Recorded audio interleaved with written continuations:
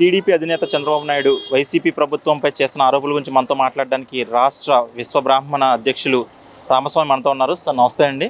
నిన్న అనంతపురంలో జరిగిన టీడీపీ సభలో చంద్రబాబు నాయుడు వైసీపీ ప్రభుత్వం ఎటువంటి సంక్షేమ పథకాలు మాత్రమే అందిస్తుంది, అభివృద్ధి అయితే లేదని ఆరోపిస్తుంది. దాని గురించి మీరు నమస్తే అండి. ఈరోజు గత ప్రభుత్వం నుంచి ఆయన ఎంతవరకు సంక్షేమ పథకాలు అందించారు అనే దాని గురించి ఒక్కసారి వారికి వారు ప్రశ్నించుకోండి. అలాగే ఇప్పుడు కూడా వీరు సంక్షేమ పథకాలు ప్రవేశపెడుతున్నారు అనేది ప్రజలందరికీ కూడా తెలిసినటువంటి విషయమే.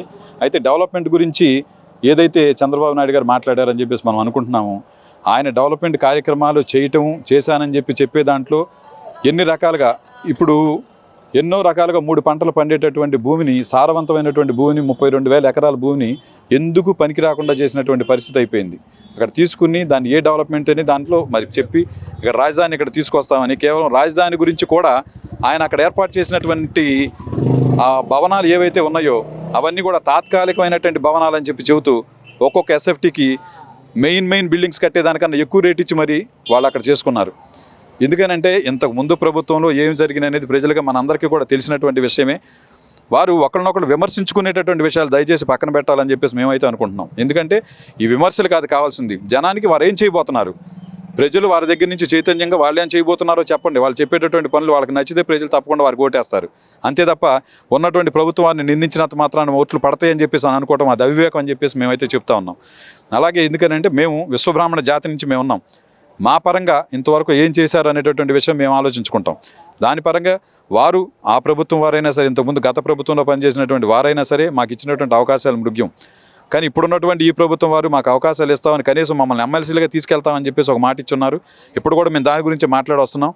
ఎందుకంటే మాకు ఎమ్మెల్సీలుగా ఇచ్చి ముందుకు తీసుకెళ్ళి రాజ్యాధికారం మా వైపు తీసుకురావడానికి ప్రయత్నిస్తామని చెప్పేసి చెప్పినటువంటి జగన్ గారికి ఈ రకంగా, ఎందుకనంటే మేము ఇక్కడికి అందరం కూడా వచ్చి ఆయన వారికి ఇక్కడ ఉన్నటువంటి రిప్రజెంటేటివ్స్ అనేటువంటి లేళ్ళ అప్పిరెడ్డి గారికి కానీ, ఎమ్మెల్సీ గారు అయినా ఇక్కడ అన్ని విషయాలు కూడా మేము చెప్పుకోవటం, అదే ప్రభుత్వ సలహాదారు గారు అయినటువంటి సజ్జల రామకృష్ణారెడ్డి గారికి కూడా అన్ని విషయాలు కూడా మేము తెలియజేసుకున్నాం.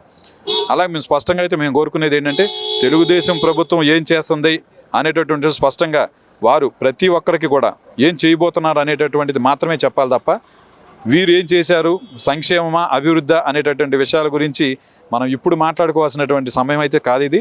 ఎందుకనంటే సంక్షేమం జరుగుతుందని వాళ్ళే చెప్తున్నారు, సంక్షేమ పథకాలు ఇచ్చారని వాళ్ళే చెప్తున్నారు. సంక్షేమం చేయడానికి ఆలోచించుకున్నప్పుడు పూర్తిగా డెవలప్మెంట్ మీద కాన్సన్ట్రేట్ చేయడానికి అన్ని నిధులు మన దగ్గర లేవు. దాని గురించి అక్కడికి కూడా చేయాల్సినటువంటి పరిస్థితి కూడా కాదు. ఇప్పుడు ఆ సంక్షేమాన్ని పేదల వరకు తీసుకువెళ్ళి ఆయన నవరత్నాలు అని చెప్పేసి ప్రతి పథకాలను కూడా తీసుకెళ్లి పేదలకు ఉపయోగపడాలని వాళ్ళ ప్రయత్నం వాళ్ళు చేస్తున్నారు.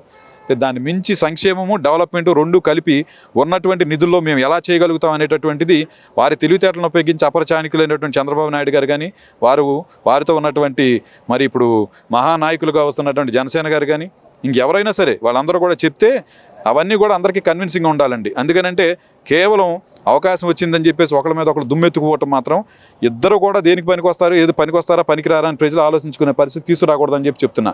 మీరు ఏం చెప్తారు, ఏం చేస్తారు, ఎవరెవరికి ఏమిటంటే స్పష్టమైనటువంటి హామీలు ఇవ్వాలని చెప్పేసి మీరు ఇచ్చే స్పష్టమైన హామీలు ఎన్నికల హామీలుగా అయితే ఉండకూడదు. తప్పకుండా అవి ఎలా జరుగుతాయి అనేటటువంటిది కూడా ఈ ప్రజల్ని కన్విన్స్ చేయాలి. వారు ప్రజలైతే ప్రతి ఒక్కరు చాలా చాలా చాలా జాగరూకతతో ఉన్నారు. ఎవరు కూడా ఊరికినే ఓటేసేటాకే సిద్ధంగా లేరు. ఓటు అనేది మనకున్నటువంటి ఒక పాశుపతాస్త్రంగా ప్రతి ఒక్కరు ఈ రోజున తెలుసుకున్నారు.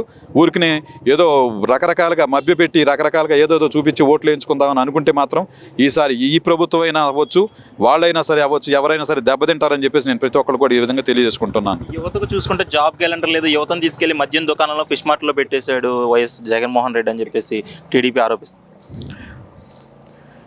ఇప్పుడు ఈ విషయానికి సంబంధించి యువతని మద్యం దుకాణాల్లో పెట్టారా, లేకపోతే యువత మద్యం దుకాణాల్లో ఉన్నారా అనే విషయం వెళ్తే, ఇప్పుడు మద్యపాన నిషేధం అనేది కనీసం నేను కొన్ని దశల్లో చేస్తాను అని చెప్పేసి ఈయన ఒక ప్రకటన ఇచ్చున్నారు.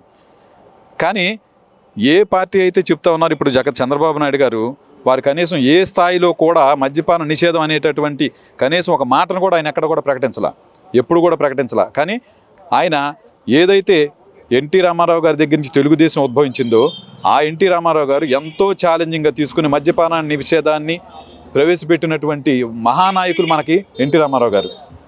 మరి అటువంటి ఆయన అప్పుడు వీళ్ళ టైంలో ఉన్నది 13,000 కోట్లు అప్పు అయింది. అప్పుడున్నప్పుడు అంత లోటు బడ్జెట్తో మనం లేవు, అన్న అప్పులు కూడా చేయలే.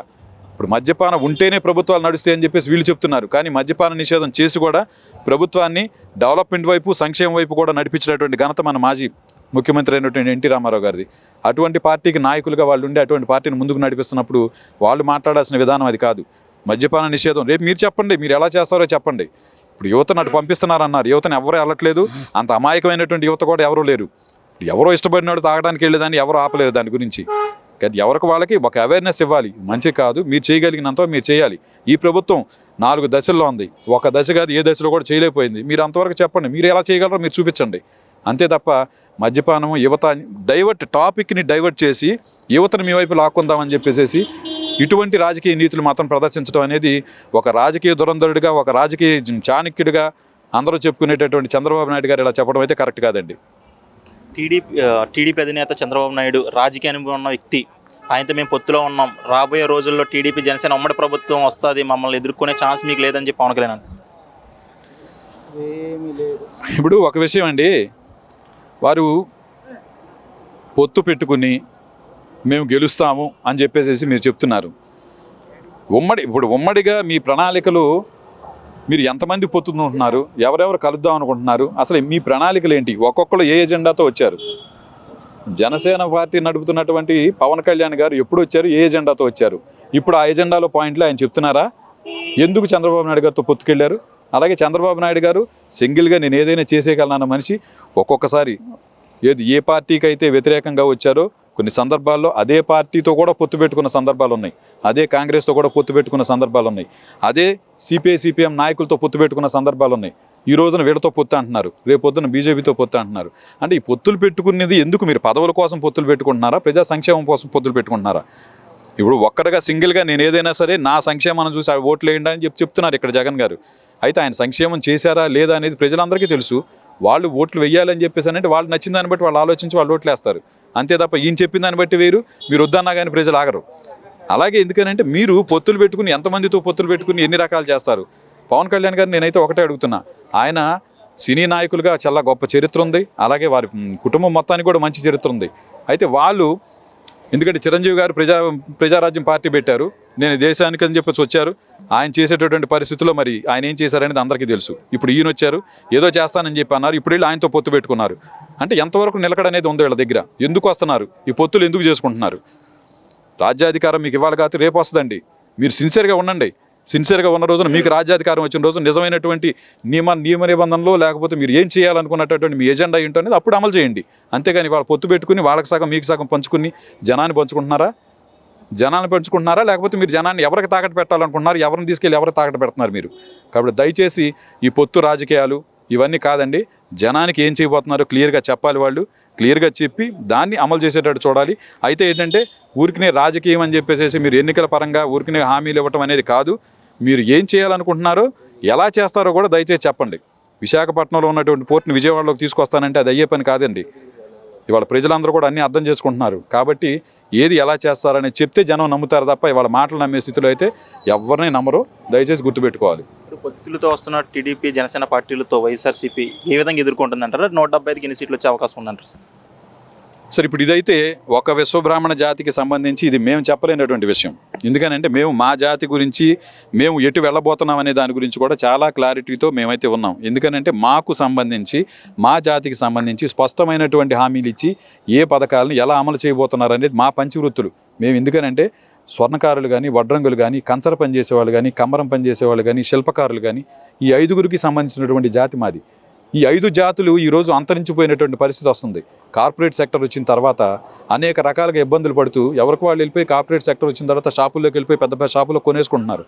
ఇప్పుడు బంగారు పని చేసుకునే వాళ్ళందరూ కూడా ఈ రోజున ఎన్నో ఇబ్బందులు పడుతున్నారు. ఎందుకంటే డైరెక్ట్ జ్యువెలరీ షాపులకు వెళ్ళిపోతున్నారు. అలాగే కార్పెంటర్స్ ఉన్నారని చెప్పేసి అంటే పెద్ద పెద్ద షాపులు వచ్చినాయి, అక్కడికి వెళ్తున్నారు, మంచాలు ఏదైనా కొనేసుకుంటున్నారు. కానీ దానికి చాలా ఇబ్బంది పడుతూ ఉన్నాం. అలాగే శిల్పులు, ఎందుకంటే శిల్పులు ఎంతవరకు అవసరం అంతవరకు వాడుకుంటున్నారు తప్ప దానికి కూడా ఉపయోగం ఏం లేదు. అలా కంచరం కానీ, కమ్మరం కానీ, ఈ వృత్తులన్నీ కూడా అట్టడుకు వెళ్ళిపోయే పరిస్థితి వస్తుంది. మా వృత్తులని కాపాడే పరిస్థితుల్లో ఈరోజు మేము ఇక్కడ కూడా మేము చెప్పింది అదే. మా వృత్తుల్ని కాపాడటం కోసం, మా కులాన్ని ఎగ్జిస్టెన్స్లోకి తీసుకురావడం కోసం. ఎందుకంటే విశ్వకర్మ లేనిది విశ్వంబు లేదా అని మనిషి పుట్టుక దగ్గర నుంచి ఆ కట్ చేసే కత్తిరి దగ్గర నుంచి చనిపోయినప్పుడు తవ్వే పలుగు దాకా కూడా ప్రతి వస్తువు, మీరు కూర్చునే వస్తువు నుంచి మీరు ఎదురు చూసే వస్తువుల దగ్గర నుంచి మీరు ప్రతి వస్తువు కానీ తయారు చేసేది మేము. ఆ ప్రతి మహిళ మెడలో ఉండేటటువంటి ఆ పుస్తులు, ఏవైతే ఉన్నాయో మంగళసూత్రాలను తయారు చేసి ఇచ్చేది మేము. ఈ రోజున మీ అందరూ కూడా మా కోరికలు తీర్చండి దేవుడు అని చెప్పేసి ఆ దేవుడి దగ్గరికి వెళ్ళి దండం పెట్టుకోవడానికి ఆ దేవుడిని అక్కడ తయారు చేసి ఆ విగ్రహాన్ని తయారు చేసింది మేము. ఆ దేవుడు ఒక రూపం ఇచ్చి ఆయన శ్రీకృష్ణుడు, ఈయన లేకపోతే ఎందుకంటే శ్రీరాముడు అని చెప్పి చెప్పడానికి వీటన్నిటికీ ఆ రూపాలు ఇచ్చి అక్కడ చేసింది మేము. అటువంటిది వాళ్ళందరినీ కూడా దండం పెట్టుకుని వాళ్ళని కోరికలు అడుగుతున్నారు మీరు, కరెక్టే. కానీ ఇవన్నీ చేసేటటువంటి విశ్వకర్మను మర్చిపోతున్నారు. ఈ పరిస్థితుల్లో ప్రతి పార్టీకి కూడా ముఖ్యంగా మేము చెప్పాలనుకుంటున్నామండి, ఇప్పుడు ప్రభుత్వం అవ్వచ్చు లేకపోతే వాళ్ళు అవ్వచ్చు, ఎవరికైనా సరే మమ్మల్ని పక్కన పెడితే మాత్రం రాజకీయం ప్రతి నియోజకవర్గంలో కూడా 3 నుంచి 7,000 ఓట్ల వరకు మేమైతే ఉన్నాం. మమ్మల్ని పక్కన పెడితే మాత్రం ఎవరికైనా సరే తప్పకుండా ఆ డిఫరెన్స్ ఏంటనేది మేము చూపిస్తాం.